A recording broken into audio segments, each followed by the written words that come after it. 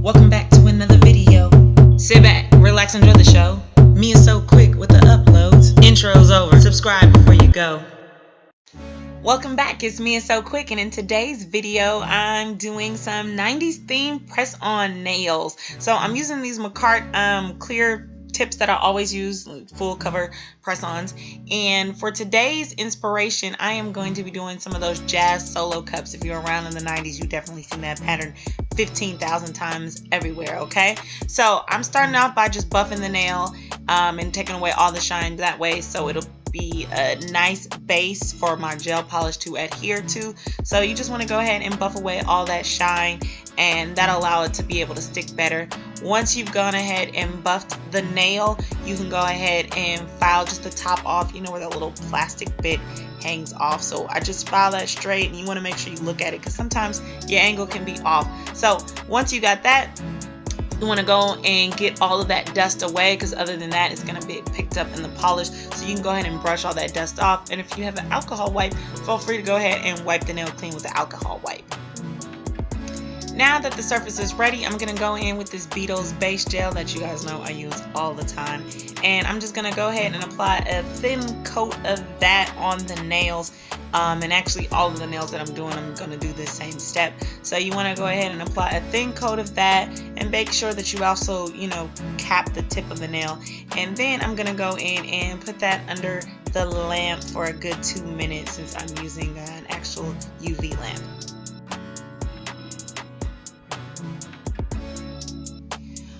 Once it's out of the lamp, I'm going to go in with this color 325, and this is just a white. So I'm going to apply 2 coats of this, and I'm going to do these coats really thin, because if you don't, oftentimes the gel polish, it won't dry as well as you would like it to, or it might develop little wrinkles, or it'll be dry in some spots. And then part of that might be because I need to probably change my lamp. I've had my lamp too long, and for any of you guys out there, if you didn't know that you're actually supposed to change your lamps often, like, now you know, because it might not be as effective as it once was when you first got it.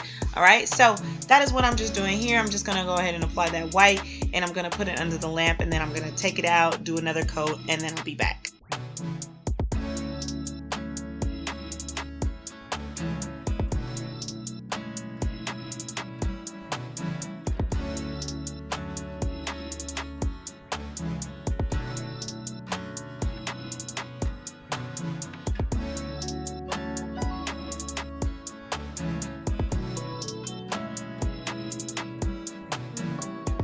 If you're wondering why I'm still putting polish on this nail, I'm actually trying to take off, I had too much on there, so I'm just kind of running my brush, trying to thin it out, and then making sure that I kept that free edge, just so that it will cure fully under the lamp.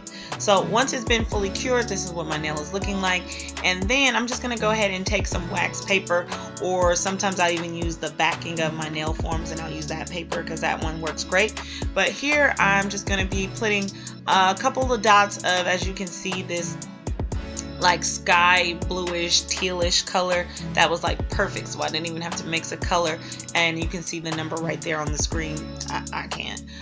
So with that being said, if you've ever seen the Jazz Solo Cup design, it's kind of like a wash of blue, but it looks kind of like it's been stamped on there. So I'm going in with this little makeup sponge, these really cheap sponges that you can get like 15 for $1 or whatever, and I'm just gonna go ahead and stamp that on this nail, and I'm kind of doing it in a zigzag pattern, because that's really what the pattern looks like. It looks like a bunch of zigzags that kind of went crazy, if you will. So I tried this a couple times. I just stamped it, I dipped more in. As you can see, that it kind of like was a little transparent, or not quite at the opacity that I wanted it to be. So after I stamped it a couple times to where I at least liked that my zigzags, I liked what the shape was, I go ahead and let it cure.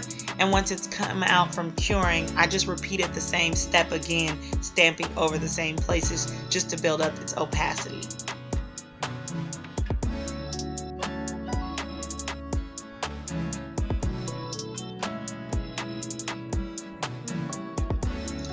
So here you can see what the nail is looking like, and it's definitely a little bit more opaque, as you can see.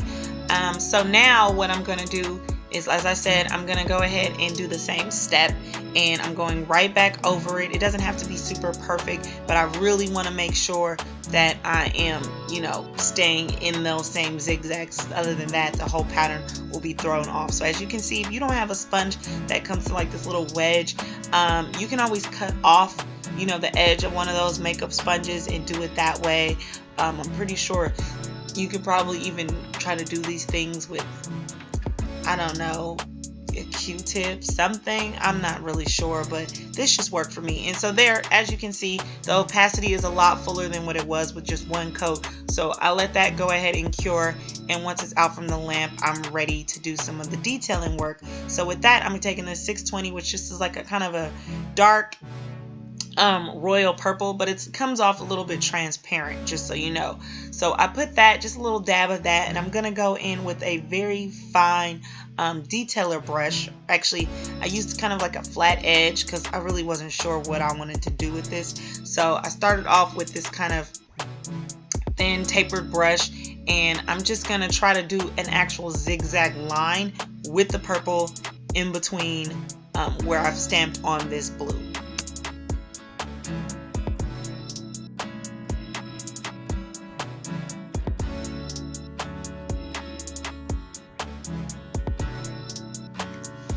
And I'm really trying to keep the line as thin as possible, but I did kind of play around with it a little bit. I even went in and got like a cleanup brush to kind of thin out some of the areas where I thought that my line just went a little, you know, too crazy.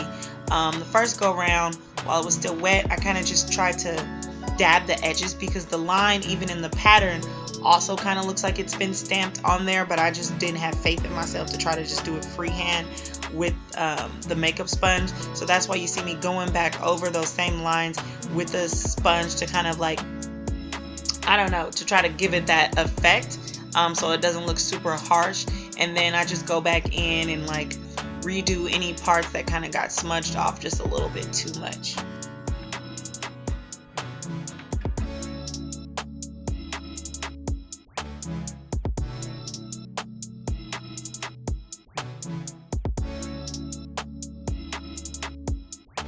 So after I let that cure, I'm just going in, and as you can see, I'm just trying to clean up these lines. All I did was just dip this brush in some acetone, and I'm kind of just trying to make sure that my design didn't bleed over too far and take over much of the blue. And as you can see, it's starting to come out like really, really well. If you wind up taking too much away, you can always just put more back on there. And this was the first nail that I did, and I can say that it got a lot easier as I went on, because at first I wasn't even sure if this was gonna work. But yeah, it actually worked. Pretty cool, pretty easy, super easy nails to actually accomplish.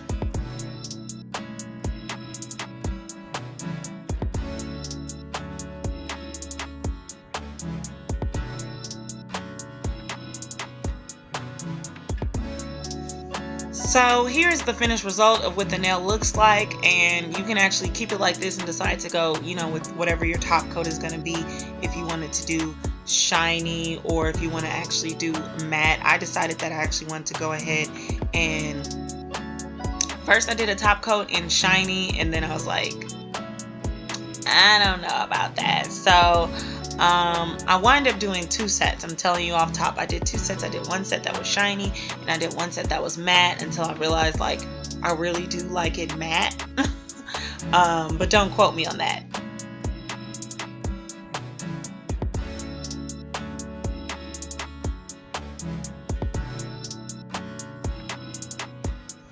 Also, the same as with anything when you're working with gel polish, even with the base coats and the top coats, make sure that you are doing thin layers, okay? If not, like I said, it is just not going to dry to your liking. So I also went and did an all purple nail and an all teal nail, as you can see, and I'm going ahead with my top coat in matte, and I'm going to go ahead and matte top coat those. And these are just super simple nails.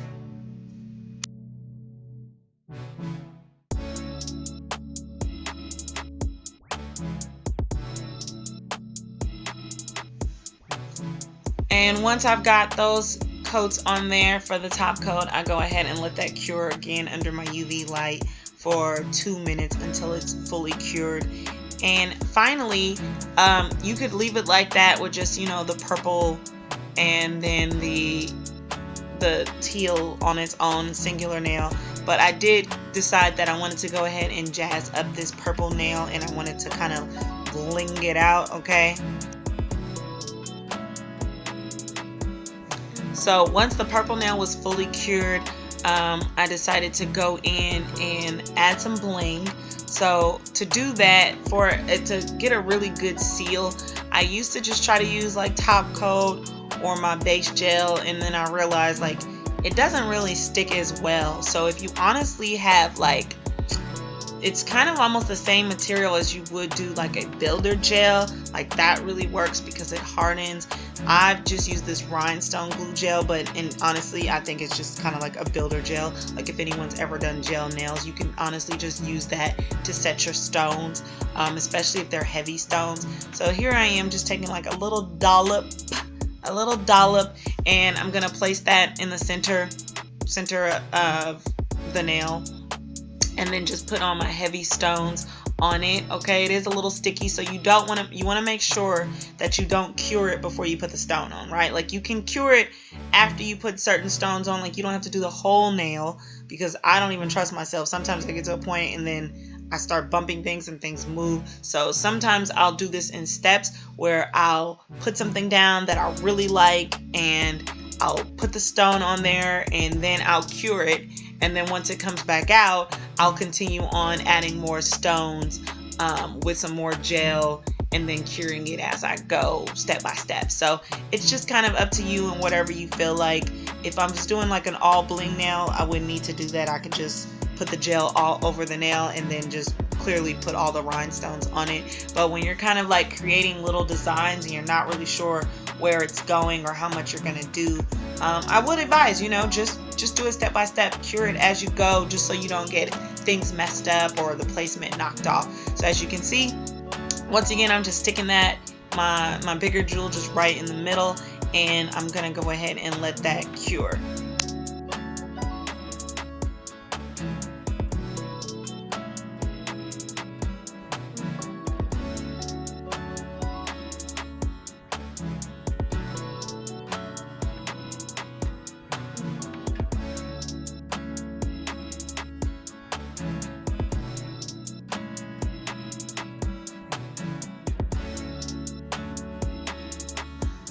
So when you put it on, if you realize that you have any like little gaps and things like that, you can always just go ahead and apply some more of the glue gel or your builder gel, whatever you're using. And what I say is don't fret if it gets on your matte surface, because it'll start to show shiny, because you can always just go over the like residue, if you will, with the matte top coat, and it'll actually make it matte as well. So it'll just kind of blend in. So that is one thing that I did pick up on. So once I went ahead and let that cure, I decided that I wanted to, you know, decorate it some more with some others. So I'm gonna pull out some little my tiny little blue rhinestones that you can see from a little package here that I'm gonna be using. These are just some like circular rhinestones, and I'm gonna just make up a design on the fly that I came up with. Really, I just started with going around this diamond shaped, and then it just kind of turned into multiple things. I don't really ever plan the design for my bling out before I do it. It's kind of just a feeling.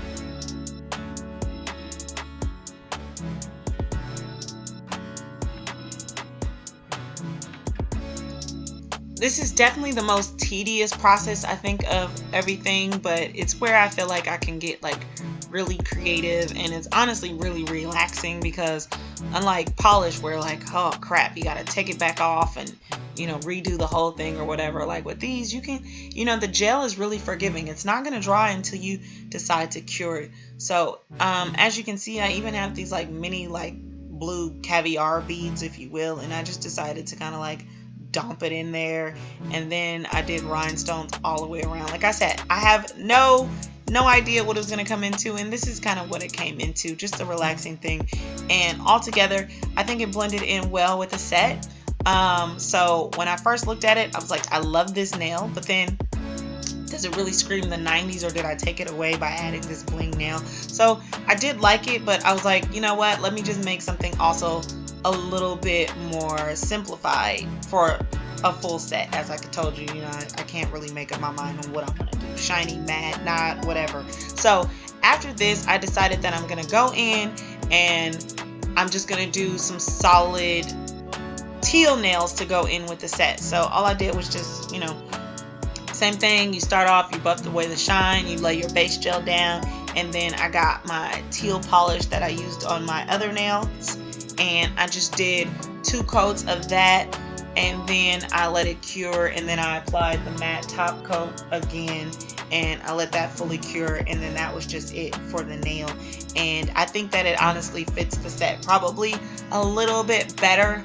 But it's up to you, whichever one you decide. I mean, heck, let me know. Do you like it with the blinged out purple nail? Did you like it with just the purple and the blue? Or do you just like it with the blue mixed in with the Jazz Solo Cup design? So here you can see these are both designs that I came up with for both hands. And yes, I left the white one shiny. And then I think, yes, later on I wind up making them matte, but to each his own. That is pretty much the end of my video. So thank you guys so much for watching, and by all means feel free to subscribe, and I'll see you guys on the next one. All right, bye.